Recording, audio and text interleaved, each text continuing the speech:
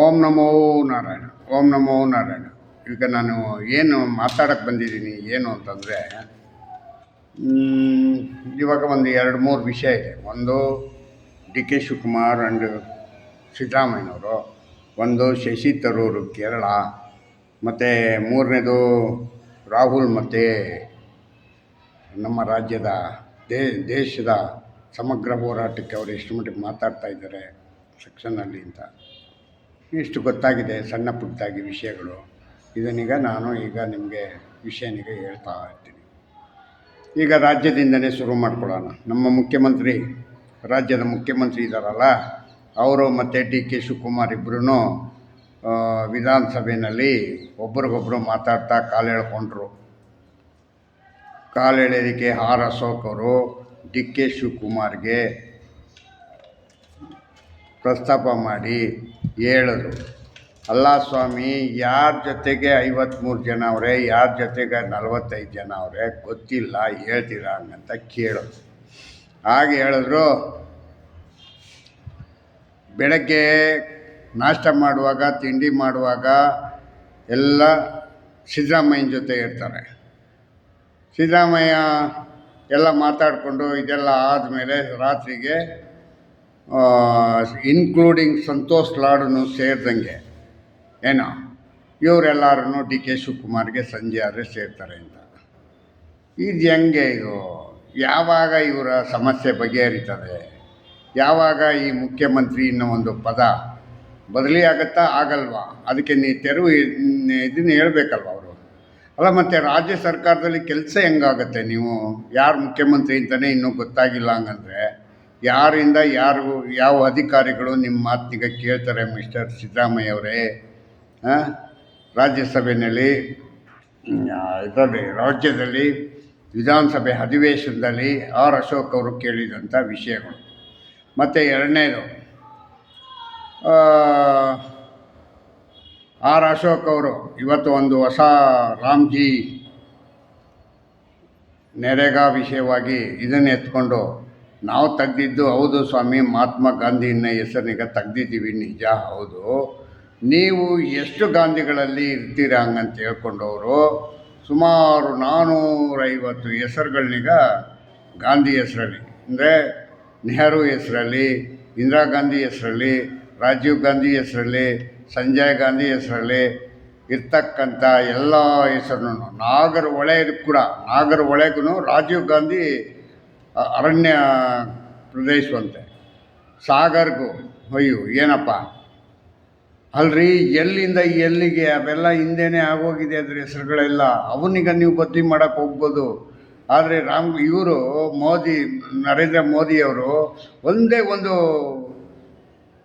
ನರೇಗಾ ವಿಷಯದಲ್ಲಿ ಗಾಂಧೀಜಿನ ಹೆಸರಿನಿಗೆ ಬದಲಾವಣೆ ಮಾಡಬೇಡ್ದ? ಎಷ್ಟು ಚೆನ್ನಾಗಿ ಹೇಳಿದ್ರು ಗೊತ್ತಾ? ಇವತ್ತು ವಿಧಾನಸಭೆಗೆ ಅರ್ಧ ಗಂಟೆ, ಹೆಚ್ಚು ಕಡಿಮೆ ಮುಕ್ಕಾಲು ಗಂಟೆ ಇದನ್ನೇ ವಿಸ್ತೃತವಾಗಿ ಚರ್ಚೆ ಮಾಡಿದ್ರು ನಮ್ಮ ಆರ್ ಅಶೋಕ್ ಅವರು. ಎಲ್ಲ ವಿಷಯನೂ ತಿಳಿಸಿದ್ರು. ಆದರೆ ಅಷ್ಟೆಲ್ಲ ವಿಷಯ ತಿಳಿಸಿದ್ರು ರಾಮಲಿಂಗಾರೆಡ್ಡಿ ಆಗಲಿ, ಪರಮೇಶ್ವರ ಆಗಲಿ, ಇವರಿಗೆ ನಮ್ಮನ್ನಿಗೆ ಅವಮಾನ ಮಾಡ್ತಾಯಿದ್ದಾರೆ ಅಂತ ಅಂದ್ಕೊಂಡಲೇ ಇಲ್ಲ. ಅವರು ನಗಾಡ್ಕೊಂಡೇ ಇದ್ದರು ಇದರಲ್ಲಿ. ಇದು ಎಷ್ಟು ಮಟ್ಟಿಗಿದೆ ನೋಡ್ಕೊಳ್ರಿ, ಅಲ್ವಾ? ಅಲ್ಲ, ಇರ್ತಕ್ಕಂಥ ಸತ್ಯನಿಗೆ ಹೇಳಿದ್ರೆ ಸತ್ಯ ಏನು ಅವ್ರು ಹೇಳಿದ್ದು? ಗಾಂಧಿ ಗಾಂಧಿ ಗಾಂಧಿ ಅಂತ ಅದನ್ನು ಹೇಳಿದ್ರು, ಡೂಪ್ಲಿಕೇಟ್ ಗಾಂಧಿಗಳು ಅಂತ. ನಿಮ್ಮನ್ನು ಡೂಪ್ಲಿಕೇಟ್ ಗಾಂಧಿಗಳು ಅಂದ್ರೂ ನೀವು ನಗಾಡ್ತೀರ. ಅದರಲ್ಲೊಬ್ಬ ಅವರೇ ಯಾರವನು ಚಿಕ್ಕಬಳ್ಳಾಪುರದ MLA, ಅದಕ್ಕೂ ಎದ್ದೇಳಿ ನೀವು ಸಂತೋಷ, ನೀವು ಇಷ್ಟು ಹೆಸರುಗಳನ್ನೀಗ ನಮಗೆ ಹೇಳಿದ್ದಕ್ಕೆ ಹಂಗೆ ಹಿಂಗೆ ಅಂತ ಎದ್ದು ಕುಡಿತಾರೆ. ಮತ್ತು ಇನ್ನೊಂದೇನಪ್ಪ ಅಂದರೆ, ನಮ್ಮ ಸುನೀಲ್ ಕುಮಾರ್ MLA ಸುನೀಲ್ ಕುಮಾರ್ ಅವರು ವಿಸ್ತೃತವಾಗಿ ನರೇಗಾ ವಿಷಯವಾಗಿ ಮತ್ತು ಇದ್ರ ವಿಷಯವಾಗಿ ನೀವು ಮಾಡ್ತಕ್ಕಂಥ ಡೂಪ್ಲಿಕೇಟು, ಲಂಚದ ವಿಷಯವಾಗಿ ತುಂಬ ಸಮಗ್ರವಾಗಿ ಎಲ್ಲ ವಿಷಯನೂ ಹೇಳಿದ್ರು. ಆದರೂ ಕೂಡ ನಿಮ್ಗೆ ಯಾರಿಗೂ ನಾಚಿಕೆ, ಮಾನ, ಮರ್ಯಾದೆ ಯಾವುದೂ ಇಲ್ಲ. ಯಾಕೆ ಹೇಳಿ? ನಿಮ್ಗೆ ಆ ನಾಚಿಕೆ ಅನ್ನೋದೇ ಇಲ್ವಲ್ಲ ಕಾಂಗ್ರೆಸ್ನವ್ರಿಗೆ. ಹಂಗಾಗಿ ಮತ್ತು ದ್ವೇಷ ಭಾಷಣದ ವಿಷಯವಾಗಿ ನೀವು ಇವ್ರಿಗೆ ರಾಷ್ಟ್ರಪತಿಗಳಿಗೆ ಪತ್ರ ಕಳಿಸಿದ್ರಿ. ದ್ವೇಷ ಭಾಷಣದ ಪತ್ರಿಕೆ ಇದನ್ನೀಗ ಅವರು ಓದಿ ತುಂಬ ಹೇಳಿ ಎಷ್ಟು 29 ಅಂಶಗಳು ತಪ್ಪಿದೆ. ಈ 29 ಅಂಶಗಳನ್ನೀಗ ಇಟ್ಟುಕೊಂಡು ನೀವು ಯಾವ ರೀತಿ ಇದನ್ನೀಗ ನಿಭಾಯಿಸೋಕ್ಕಾಗತ್ತೆ, ಇದನ್ನೀಗ ಯಾವುದೇ ಕಾರಣಕ್ಕೂ ಆಗಲ್ಲ ಅಂದ್ಬಿಟ್ಟು ಅವ್ರು ಏನು ಮಾಡಿದ್ದಾರೆ, ರಾಷ್ಟ್ರಪತಿಗಳಿಗೆ ಕಳಿಸ್ಬಿಟ್ಟವ್ರೆ. ಅವರು ಅಲ್ಲಿ ಇಕ್ಕೊಂಡೇ ಇಲ್ಲ, ಎಲ್ಲಿ ರಾಜ್ಯಪಾಲರ ಹತ್ರ ಇಕ್ಕೊಂಡೇ ಇಲ್ಲ, ಅದನ್ನೀಗ ರಾಷ್ಟ್ರಪತಿಗೆ ಕಳಿಸ್ಬಿಟ್ಟವ್ರೆ. ಹೆಂಗೆ ಅಂದರೆ ಸಣ್ಣ ಸಣ್ಣ ಪತ್ರಿಕೆಗಳಿಗೂ ಕೂಡ ನಾಳೆ ಇದರಿಂದ ಅನಾನುಕೂಲ ಆಗುತ್ತೆ, ಅದರಿಂದ ಈ ಕಾಯ್ದೆ ಬೇಡ, ಮತ್ತು ಸಾಮಾಜಿಕ ನ್ಯಾಯವಾಗಿ ಒಬ್ಬ ಪ್ರಜೆ ಸ್ವತಂತ್ರವಾಗಿ ಮಾತಾಡೋದಕ್ಕೂ ಆಗಲ್ಲ, ಆ ಥರವಾಗಿ ನೀವು ಅದನ್ನೀಗ ನಿರ್ಬಂಧ ಇರ್ತಾ ಇದ್ದೀರಾ. 10,000 ರೂಪಾಯಿ ದಂಡ ವಿಧಿಸಿರ್ತಕ್ಕಂಥದ್ದು ಸರಿಯಾದ ಕ್ರಮವಲ್ಲ.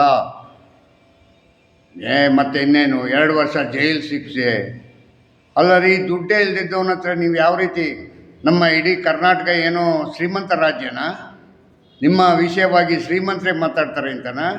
ಸೋಷಿಯಲ್ ಮೀಡಿಯಾದಲ್ಲಿ ಎಲ್ಲರೂ ಮಾತಾಡ್ತಾರೆ.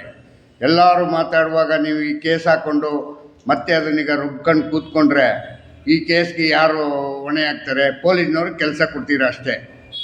ಮತ್ತು ಅವರು 10,000 ಎಲ್ಲಿಂದ ತಂದು ಕಟ್ತಾರೆ? ಮತ್ತು ಅವ್ರಿಗೆ ಜೈಲಿಗೆ ಹಾಕ್ತೀರಿ, 3 ವರ್ಷ ಜೈಲು. ಏನು ಮಾಡ್ತಾರೆ? ಅವ್ನು 3 ವರ್ಷ ಅವನು ಇದ್ದು ಬರ್ತಾನೆ ಅಷ್ಟೇ. ಆಮೇಲೆ ಏನಾಗುತ್ತೆ? ನಿಮ್ಗೇನು ಸಿಕ್ಬಿಡುತ್ತೆ? ಅದರಿಂದ ಇನ್ನೂ ಪ್ರಚೋದನೆಯಾಗಿ ನಿಮ್ಗೆ ಇನ್ನೂ ವಿರುದ್ಧವಾದ ಜನ ಉದ್ಭವವಾಗ್ತಾರೆ ಹೊರತು ಕಾಂಗ್ರೆಸ್ಗೆ ವಿರುದ್ಧವಾಗಿ ಒಳ್ಳೆ ಆಳ್ವಿಕೆಗೆ ಅನುಕೂಲಕರವಾದಂಥ ಇದು ಇರಲ್ಲ. ಹಂಗಂತೇಳಿ ನಮ್ಮ ರಾಜ್ಯಪಾಲರು ಏನು ಮಾಡಿದ್ದಾರೆ, ಆ ಕಾಯ್ದೆನೀಗ ವಾಪಸ್ ಕಳಿಸಿದ್ದಾರೆ. ದ್ವೇಷ ಭಾಷಣ ಅಂತಂದರೆ ಏನು ಹುಡುಗಾಟಕ್ಕಿರ್ತ?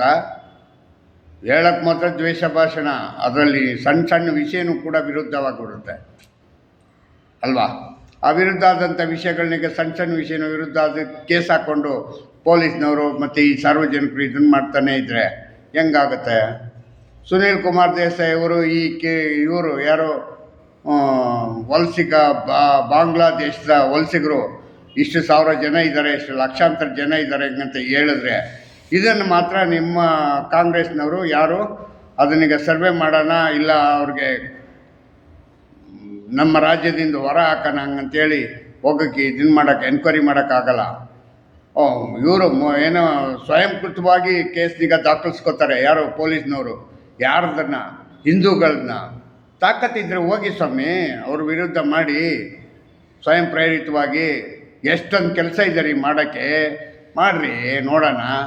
ನೀವು ಎಷ್ಟು ಸುಧಾರಣೆನೀಗ ದೇಶ ಸುಧಾರಣೆ ಮಾಡ್ತೀರಾ ಏನು ಅಂತ ನಾವು ನೋಡ್ತೀವಿ. ಅದೆಲ್ಲ ಆಗಲ್ಲ. ಸ್ವಪ್ರತಿಷ್ಠೆ ಬೇಕು ನಿಮಗೆ. ಏನು ಬೇಕು?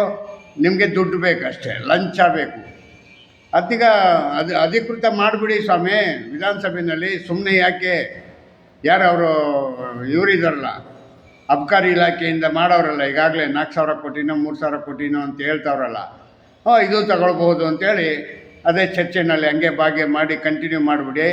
ಮತ್ತು ಅದರ ರಾಮಾಯಣನೇ ಇರಲ್ಲ, ಅಧಿಕೃತವಾಗಿ ಲಂಚ ತಗೋಬೋದು ಅಂತ ಎಲ್ಲ. ಈಗ ಮದ್ದೆಲ್ಲ ಏನು ಗೊತ್ತಾ, ಬೆಂಚ್ ಕೆಳಗಡೆ ಇಟ್ಕೋತೀರಿ. ಈಗ ಏನಿಲ್ಲ. ನಾನು ನಿನ್ನೆ ಹೋಗಿದ್ದೆ ಎಲ್ಲಿ ಒಂದು ಡಾಕ್ಟ್ರು ನಾಯಿಗೆ ಇಂಜೆಕ್ಷನ್ ಕೊಡೆ ಹಂಗಂತ ಹೇಳಿ ಅಲ್ಲಿ ಹೋದರೆ ಅವನು ಡೈರೆಕ್ಟಾಗಿ ಬರೀತಾನೆ 250, 300, 400, 500 ಅಂತ. ನಾನು ನನ್ನ ನಾಯಿಗೆ, ರೋಡ್ ನಾಯಿಗೆ ಅದಕ್ಕೆ ಇದನ್ನು ಕೊಡ್ಸೋಕೆ ಹೋಗಿ, ಇಂಜೆಕ್ಷನ್ ಕೊಡೋಕ್ಕೆ ಹೋಗಿ ನಾನು 100 ರೂಪಾಯಿ ಕೊಟ್ಬಿಟ್ಟು ಹೆಸರು ಬರ್ಸ್ಬಿಟ್ಟು ಬಂದಿದ್ದೀನಿ.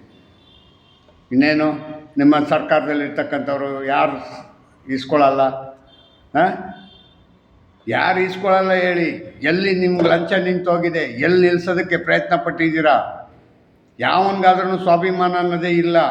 ಮೊನ್ನೆ ತಾನೇ ಯಾರೋ ತುಮಕೂರಿನಲ್ಲಿ ಯಾರೋ ಇನ್ಸ್ಪೆಕ್ಟ್ರು ಲಂಚ ಇಸ್ಕೊಂಡಂತಲ್ಲ, ಹಂಗೆ ಪೊಲೀಸ್ನವರೇ ಲಂಚ ಇಸ್ಕೊತಾರೆ ಅಂತಂದರೆ ಇನ್ನೇನಿದೆ ಬಾಕಿ? ಪೊಲೀಸ್ನವ್ರು ಲಂಚ ಈಸ್ಕೊಂಡು ಸಿಕ್ಕಾಕೊಂಡ್ರು ಅವ್ರಿಗೆ ಅವಮಾನ ಇಲ್ಲ, ಅವನಿಗೆ ತಾನೇ ಆಯಿತು ಬಿಡು ಅಂತ. ಇನ್ನೊಬ್ಬ ಮಾಮೂಲಿ ಅದೇ ಕೆಲಸ ಮಾಡ್ತಾನೆ, ಯಾಕೆಂದರೆ ಇವನು ಸಿಕ್ಕೊಂಡಿರಲ್ವಲ್ಲ. ಹಂಗಾಗಿ ಈ ಥರ ವಿಷಯ ನಮ್ಮ ರಾಜ್ಯದಲ್ಲಿ ನಡೆಯೋದು. ಅವನಿಗೆ ಕಣ್ಣಿಗೆ ಚುಚ್ಕೋಬೇಕು, ಆವಾಗ ಹೌದು ಇದು ನನಗೆ ಕಣ್ಣು ಚುಚ್ಚೈತೆ ಅಂತ ಗೊತ್ತಾಗುತ್ತೆ. ಅಲ್ಲಿವರೆಗೂ ಬೇರೆಯವ್ರು ಚುಚ್ಚಿದ್ರೆ ಅದನ್ನ ಯಾಕೆ ಎಲ್ಲ ಹೆಂಗೆ ಚುಚ್ಚುತ್ತೆ, ನಾವು ಚುಚ್ಕೋಬೇಡ್ದಪ್ಪ ಹಂಗಂತ ಆಲೋಚನೆ ಮಾಡೋಣ ಅನ್ನೋದು ಏನೂ ಇಲ್ಲ. ಅರ್ಥ ಆಯ್ತಾ? ಹಿಂಗೆ ಸುಮಾರು ವಿಷಯಗಳಿದೆ. ಸುಮಾರು ವಿಷಯಗಳಲ್ಲಿ ಎಲ್ಲ ರೀತಿಯ ಅನಾನುಕೂಲವಾಗಿರ್ತಕ್ಕಂಥ ವಿಷಯಗಳೇ ಜಾಸ್ತಿ, ಒಂದು ನ್ಯಾಯಯುತವಾಗಿ ಇಲ್ಲ. ಅರ್ಥ ಆಯ್ತಾ? ಇಷ್ಟು ಹೇಳಿ ನಾನು ಇಲ್ಲಿಗೆ ನನ್ನ ಮಾತಿಗೆ ಮುಗಿಸ್ತೀನಿ. ಜೈ ಹಿಂದ್, ಜೈ ಕರ್ನಾಟಕ, ಮತ್ತು ಓಂ ನಮೋ ನಾರಾಯಣ, ಓಂ ನಮೋ ನಾರಾಯಣ. ನಿಮ್ಮೆಲ್ಲರಿಗೂ ಒಂದು ಕೈ ಮುಗಿದು ಕೇಳ್ತೀನಿ ನೋಡಿ. ನನಗೆ ಗೊತ್ತಾದಾಗೆ ಈಗಾಗಲೇ 3 ತಿಂಗಳಿಂದ ನಾನು ಯೂಟ್ಯೂಬ್ ಅಂತ ಹೇಳ್ಕೊಂಡು ಮಾಡ್ತಾಯಿದ್ದೀನಿ. ಎಲ್ಲ ನಮ್ಮ ಸ್ನೇಹಿತರುಗಳೇ, ನಮ್ಮ ರಿಲೇಷನ್ಗಳೇ, ನಮ್ಮ ಅಕ್ಕ ತಂಗಿಯರೇ, ನಮ್ಮ ಅಣ್ಣ ತಮ್ಮಿಂದ್ರೆ, ನನ್ನ ಸ್ನೇಹಿತರುಗಳೇ ನೋಡಿಲ್ಲ.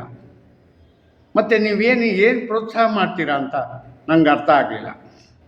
ಬೇಡ, ನೀವು ಪ್ರೋತ್ಸಾಹ ಮಾಡದಿದ್ರೂ ಪರವಾಗಿಲ್ಲ, ಬೇರೊಬ್ಬರಿಗೆ ಅನನುಕೂಲ ಆಗದಿದ್ದಂಗೆ ನಡ್ಕೊಂಡ್ರೆ ಸಾಕು. ಎಲ್ಲೋ ಒಂದು ಕಡೆ ಅದನ್ನೀಗ ಲಾಕ್ ಮಾಡ್ತಾ ಇದ್ದೀರಾ. ನಿಮ್ಮ ಫೋನಿಗೆ ಬಂದರೆ ಅದನ್ನೀಗ ಮುಂದಕ್ಕೆ ಕಳಿಸಿ ಸಾಕು, ಇನ್ನೇನೂ ಮಾಡಬೇಡಿ. ಅವ್ರು ಬೇರೆಯವ್ರು ಕಳಿಸ್ಕೊತಾರೋ ಬಿಡ್ತಾರೋ ಅದು ಸೆಕೆಂಡ್ರಿ. ಅದು ನಿಮ್ಮಲ್ಲೇ ಲಾಕ್ ಆಗ್ತಾಯಿದೆ. ನೀವು ಯಾವ ಸ್ನೇಹಿತರು ಅಲ್ಲ ರೀ. ಫೋನಲ್ಲಿ ಬರ್ತಕ್ಕಂಥ ಒಂದೇ ಒಂದು SMS ನೀವು ಕಳ್ಸೋಕ್ಕಾಗಲ್ಲ ಹಂಗಂದ್ರೆ, ಶೇರ್ನಿಂಗ ಕಳ್ಸೋಕ್ಕಾಗಲ್ಲ ಅಂದರೆ ಇನ್ನೇನು ಕೊಡ್ತೀರಾ ನೀವು? ನಿಮ್ಮ ಮನೆಗೆ ನಾನೇನಾದ್ರು ಬಂದೆ ಊಟ ಕೊಡ್ತೀರಾ? ಅನ್ನ ಕೊಡ್ತೀರಾ? ಗಂಜಿ ಕೊಡ್ತೀರಾ? ನನಗಂತೂ ಪ್ರಪಂಚದಲ್ಲಿ ನಿಮ್ಮಂಥ ಅಜ್ಞಾನಿಗಳನ್ನೀಗ ನಾನು ಅರ್ಥನೇ ಮಾಡ್ಕೊಳಕ್ಕಾಗಲಿಲ್ಲಪ್ಪ. ಏನು ದ್ವೇಷ, ಏನು ಸಾಧನೆ ಮಾಡ್ತೀರಾ ನೀವು ಇದರಿಂದ? ಅದಕ್ಕೆ ಹೇಳ್ತೀನಿ, ದಯವಿಟ್ಟು ಎಲ್ಲರೂ ಇದನ್ನೀಗ ಶೇರ್ ಮಾಡೋದ್ರಿಂದ ನಾವು ಮುಂದಕ್ಕೆ ಹೋಗ್ತೀವಿ. ಮತ್ತು ಎಲ್ಲೋ ಒಂದು ಕಡೆ ಪ್ರಚಾರ ಆಗುತ್ತೆ. ನಮಗೊಂಚೂರು ಮಾತಾಡೋದಕ್ಕೆ, ನಾನು ಇಷ್ಟೆಲ್ಲ ಮಾತಾಡ್ತಕ್ಕಂಥ ವಿಷಯ ಸತ್ಯವಿದ್ದರೆ ಇದನ್ನು ಮಾಡಿ, ಇಲ್ಲಾಂದರೆ ಇದನ್ನು ಮಾಡಬೇಡಿ. ಸತ್ಯವಾಗಿ ಇರ್ತಕ್ಕಂಥ ವಿಷಯನೀಗ ನಾನು ಚರ್ಚೆ ಮಾಡೋಕ್ಕೆ ಬಂದಿರೋದು. ಹೆಂಗಾದ್ರೂ ಮಾಡಿ ಇದನ್ನೀಗ ಜನರಿಗೆ ಮುಟ್ಟಿಸ್ಬೇಕು, ಇನ್ನೊಂದಷ್ಟು ಬದಲಿ ಮಾಡೋದಕ್ಕೆ ಏನಾದರೂ ಪ್ರಯತ್ನ ಪಡಬೇಕು ಅಂತ ಬಂದಿರೋದು. ಓಂ ನಮೋ ನಾರಾಯಣ. ಜೈ ಹಿಂದ್, ಜೈ ಕರ್ನಾಟಕ ಮಾತೆ. ಓಂ ನಮೋ ನಾರಾಯಣ.